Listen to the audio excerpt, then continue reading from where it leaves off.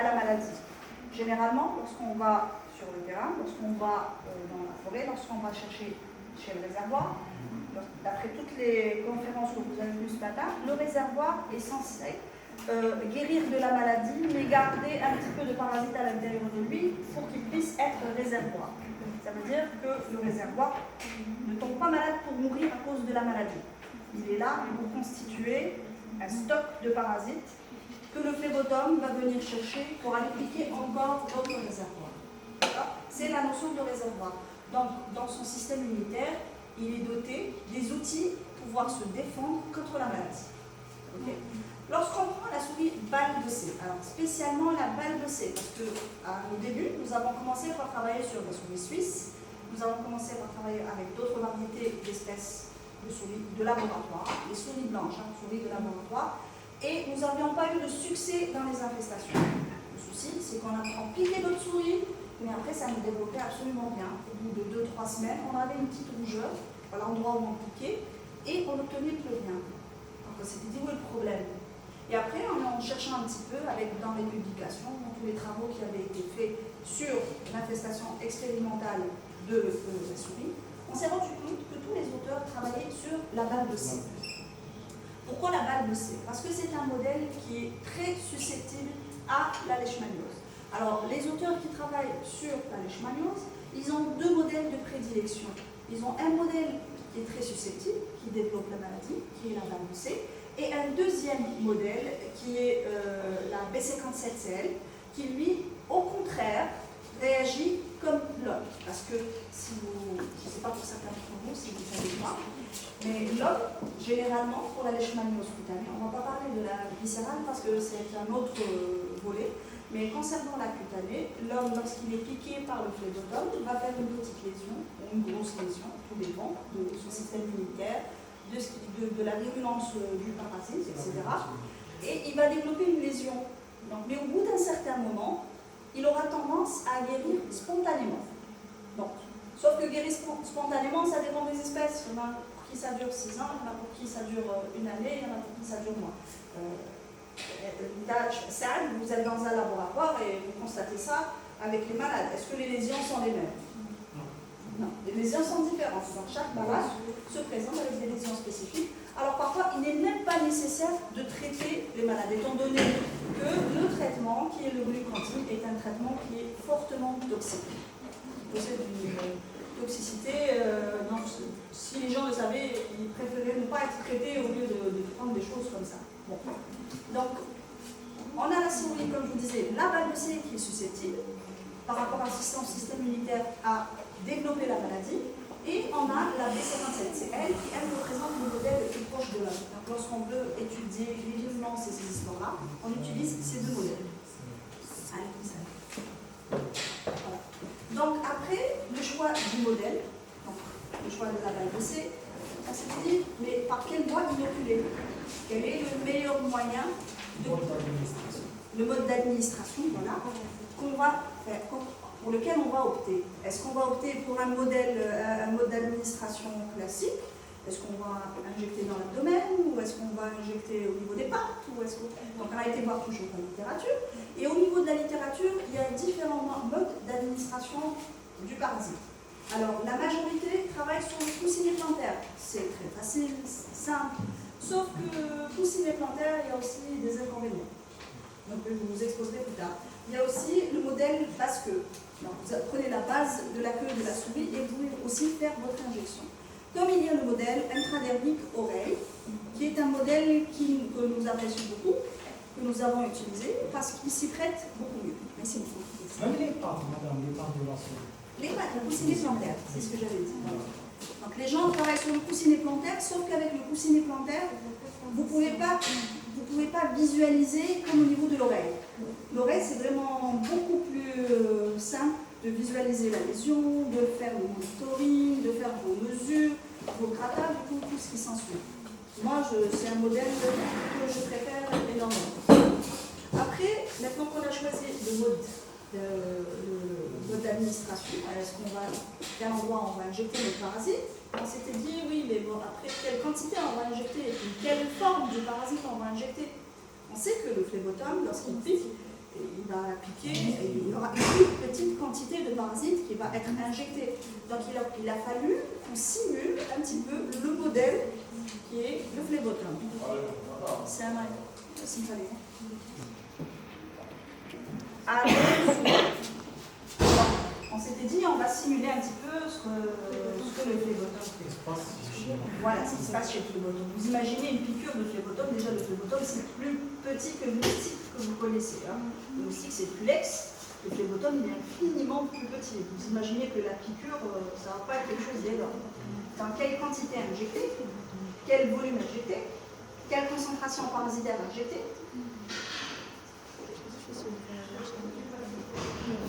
Ok. Donc, quelle concentration parasitaire injectée. Et là, donc, on a toujours été dans la vidéo, et dans la bibliographie, donc on a vu qu'il y avait une certaine forme du parasite qu'il fallait injecter. Déjà, on ne pouvait pas injecter n'importe quelle forme. Je ne sais pas si vous le savez, mais les Leishmania se présentent sous deux formes. Et il y a les promastylotes et les amastylotes. Et parmi les promastylotes que nous retrouvons chez le vecteur, il y a la forme qu'on appelle la forme métacyclique. C'est une forme infestante. C'est la forme qui va infecter la souris. Sauf que cette forme, nous, on est censé la retrouver dans la culture. Donc à partir de quel moment on va retrouver cette forme-là? Est-ce qu'on va la retrouver en début de culture, en fin de culture? Vous savez comme moi que la croissance, généralement dans une culture, que ce soit pour des bactéries ou pour des parasites, ça a toujours la même allure. Donc vous avez une phase exponentielle, vous avez une phase stationnaire, et après vous avez la phase de déclin. À partir de quel moment vous allez pouvoir trouver ces formes métacycliques? Alors la forme métacyclique, elle est caractéristique, parce que vous savez que la forme promastylote, je ne sais pas si certains le savent ou pas d'autres, mais c'est généralement le parasite. Alors il y a le corps cellulaire et vous avez le flagelle. Sauf que le corps cellulaire et le flagelle n'ont pas toujours la même taille. D'accord? Donc la forme métacyclique se caractérise par un corps cellulaire qui est 2 fois plus petit que le flagelle. Donc le flagelle, il fait 2 fois la taille du corps cellulaire. S'il y a des gens qui ont déjà examiné des parasites en culture, et s'ils le voient, ils sauront reconnaître. Donc il y a des parasites, on a prévu, vous n'avez pas ramené les produits? Si, il y a un microscope. D'accord, le microscope, c'est pas un problème. Donc on va vous montrer tout à l'heure des parasites en culture, des parasites que nous cultivons sur les différents milieux. Je vous passe toutes les histoires de types de milieux qu'on utilise, etc. Mais ce qui est plus important à savoir, c'est que cette forme métacyclique, c'est peut-être qu'on va retrouver dans la piqûre du phlébotum. Donc pour la retrouver, il faudrait prendre le début de la phase stationnaire de croissance des promastylotes, des leishmaniae, en culture.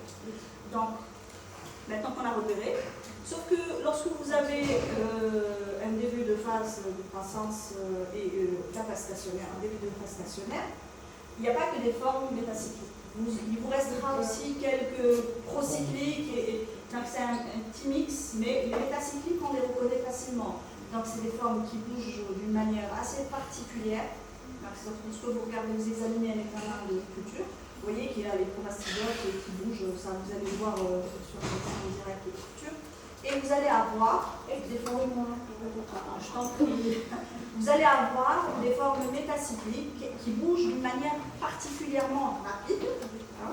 Vous le voyez que ça bouge dans tous les sens, c'est les formes qui sont beaucoup plus actives. Le flagelle, ça, il faut vraiment être expérimenté, mais ça se distingue, hein, vous le voyez. Vous allez voir les cultures en général, et vous allez voir que les métacycliques sont beaucoup plus importantes en début de phase stationnaire que les autres parasites. Bon. Maintenant qu'on a repéré nos parasites, qu'on sait quelle est la phase, il faudrait juste qu'on choisisse, donc une fois que vous avez choisi votre espèce, disons que vous avez choisi de travailler avec les Leishmania major. Il est responsable de la plante cutanée, donc on sait qu'on va avoir du cutané, c'est OK. Maintenant, qu'est-ce que je vais faire? Je vais injecter mon parasite en phase métacyclique. Okay. Quelle quantité je vais injecter? Donc, il faudrait savoir aussi quelle concentration je vais injecter. Parce que les quantités, lorsque vous injectez dans des oreilles de souris, parce que nous, c'est la voie qu'on a choisie, en intradémique oreille, vous ne pouvez pas injecter des masses. Les premiers temps, vous avez dit, ouais, injecter 100 microlitres, c'est simple. Bon, essayez d'injecter 100 microlitres dans une oreille de souris, je vous souhaite du courage. Hein. Et la chauve-souris, c'est pas facile du tout. Donc, il vous suffit de voir les autres publications pour se rendre compte que l'habitude d'injecter 10 microlitres. 10 microlitres, c'est infiniment petit, il faut savoir comment injecter. Et ça, c'est la quantité qu'on va injecter, le volume qu'on va injecter. Après, dans ce volume-là, il y a combien de parasites? Voilà. Donc, la concentration de parasites, le consensus, c'est qu'on injecte 1000 parasites par injection. 1000 parasites dans 10 microlitres. Donc, si vous prenez la concentration en millilitres, ça vous fait 1 million de parasites par ml. Okay. 1 million de parasites par ml, il faut les obtenir, il faut avoir une bonne culture, il faut que ça soit en phase début de phase stationnaire, c'est bon, on a tout ce qu'il faut, sauf que dans le début de la phase stationnaire, comme je vous expliquais, il n'y a pas que des métacycliques, il y a aussi des procycliques. Donc il faut faire une purification. Cette purification, elle se fait sur un gradient de densité. Alors, le gradient de densité que vous allez choisir, que ce soit du ficol ou du cercol, comme vous voulez, vous faites un gradient de densité et il y a un protocole bien spécifique pour extraire ces formes procycliques. Après, il y a d'autres moyens pour ceux qui ont les moyens d'avoir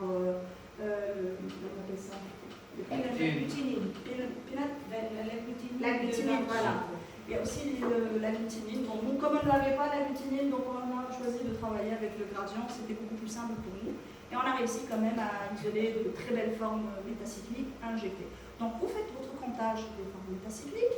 Une fois que vous avez fait votre comptage, vous faites votre dilution, vous arrivez à 1 million et vous injectez. Bon, est-ce qu'on obtient le même résultat que donnerait un moustique? Il n'y a pas la salive du moustique déjà, hein? Il n'y a pas les conditions du moustique. Bon, ça ressemble un petit peu, ça se rapproche. Ça nous permet d'évaluer. Alors pour nous, pourquoi on fait des injections? Pourquoi on veut simuler cette infection à Leishmania? Bon, c'est simple parce qu'on veut déjà connaître les histoires de virulence, si on veut tester un traitement. Mais reste que nous, le facteur glande salivaire, on aurait bien aimé le rajouter dans nos infestations. J'espère que ça va venir. Parce que pour avoir des glandes salivaires, il faut aussi pouvoir faire un élevage de phlébodome. Bon, ça c'est en cours, mais j'espère qu'on pourra le faire pour rajouter encore dans notre mixture les glandes salivaires. D'accord? Donc c'est un peu clair, vous avez des questions? Une fois qu'on a injecté, maintenant j'ai injecté mon mélange, l'injection n'est pas chose facile, il faut s'exercer.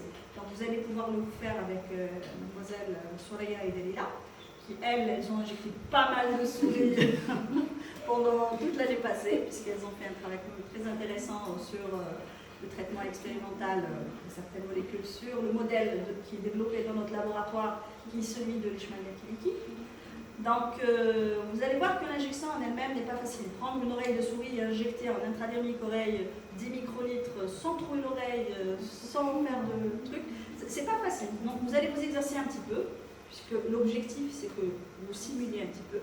Vous allez aussi, au cours de ce TP, pouvoir concentrer vos parasites, essayer de voir comment on fait pour les examiner, voir les formes métacycliques éventuellement. Et après, une fois qu'on a injecté, voir un petit peu comment on fait le monitoring, en quoi ça consiste. Une fois qu'on injecte, que ce soit du major, une forme cutanée, du major, bien que vous preniez la forme de kiliki, on n'obtient pas les mêmes résultats. Ce n'est pas la même durée d'incubation. Combien de temps il faut? Elles ont travaillé sur le modèle kiliki le plus complexe pour nous, parce que ça prend beaucoup de temps pour se développer. Donc ça a duré combien de temps? 5 semaines pour avoir les ingurations. 5 semaines pour avoir un début d'incuration. Et après, ça a duré combien dans le temps jusqu'à la fin? 22 semaines. 22 semaines. Vous imaginez 22 semaines de monitoring et des sacrifices en plein de mois de Ramadan. Oui. Donc, je vous dis pas. Donc, le travail qu'elles ont fait est quand même très intéressant. Elles vont essayer de vous expliquer un petit peu ces histoires de monitoring, d'injection. Et après, une fois qu'on a monitoré, vous injectez, à un certain moment, il faut bien qu'on arrête l'expérience pour savoir à quel point notre animal a été parasité. Qu'est-ce qui se passe dans notre animal? Tout dépend de votre objectif, bien sûr. Donc, mais la première des choses qu'on veut savoir, est-ce que nos organes sont parasités? Quelle est la quantité du parasite? D'où l'intérêt, après le TP, de voir un petit peu les PCR, comment on fait les quantifications par PCR en temps réel. Parce qu'il n'y a pas que... lorsqu'on veut faire des quantifications de parasites, peut-être je vais aller un peu rapidement là-dessus, il y a différentes manières de procéder. Vous pouvez faire une quantification, ce qui est beaucoup plus simple par PCR en temps réel, comme vous pouvez faire de la dilution limite. Alors, la dilution limite, elle est très contraignante parce qu'il faut sacrifier l'animal, prendre l'organe qui vous intéresse, le couper en petits morceaux, peser une petite partie de l'organe et après vous devez l'ensemencer et faire une série de dilutions Et après, selon la dernière dilution positive, voilà, vous pouvez calculer selon certaines règles la concentration du parasite.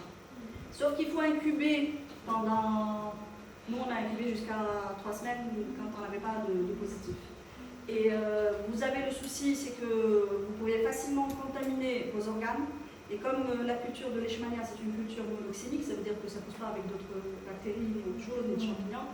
Et pour peu que vous ayez des contaminations, vous avez tout perdu. D'où l'intérêt de faire des QPCR qui est beaucoup plus intéressant pour nous pour éviter ce type de problème.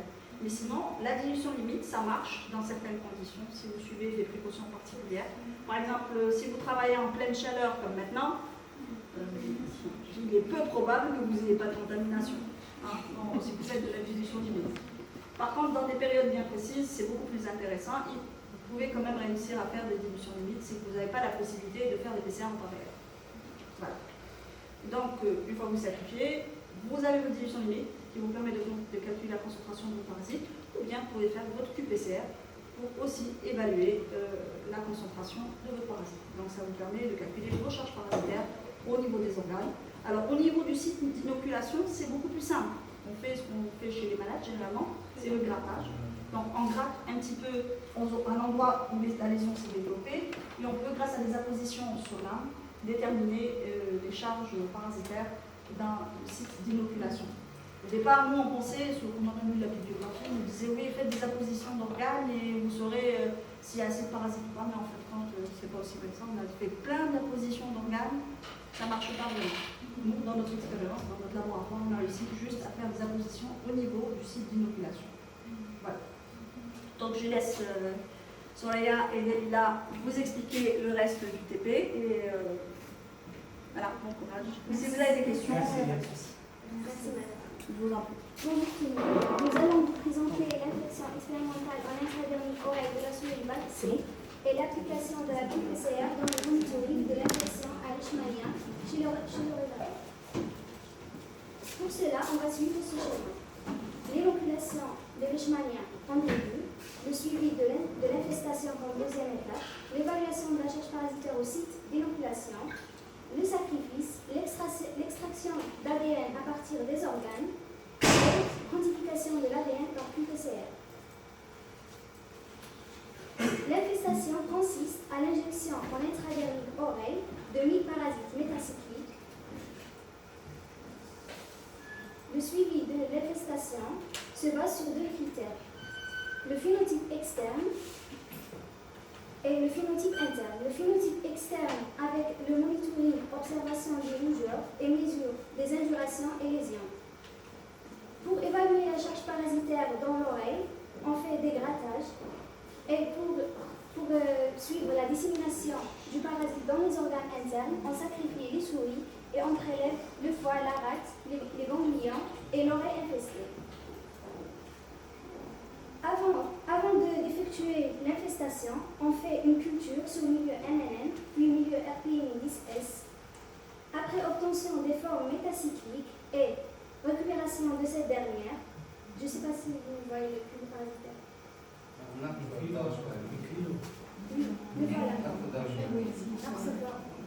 voilà. Et on injecte en intradermique oreille 1000 parasites métacycliques. Le suivi de l'infestation consiste en la pesée des souris et la mesure des indurations et observation des rougeurs. Afin d'évaluer la charge parasitaire au site d'infestation, on effectue un grattage aux lésions, on fait des appositions de sang sur des lames.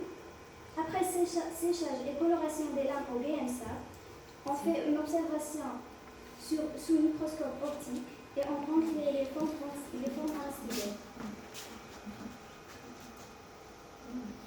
Afin d'évaluer la dissémination du parasite dans les organes internes, on fait la dissection et on prélève le foie, la rate, les ganglions lymphatiques et l'oreille infestée pour extraire l'ADN et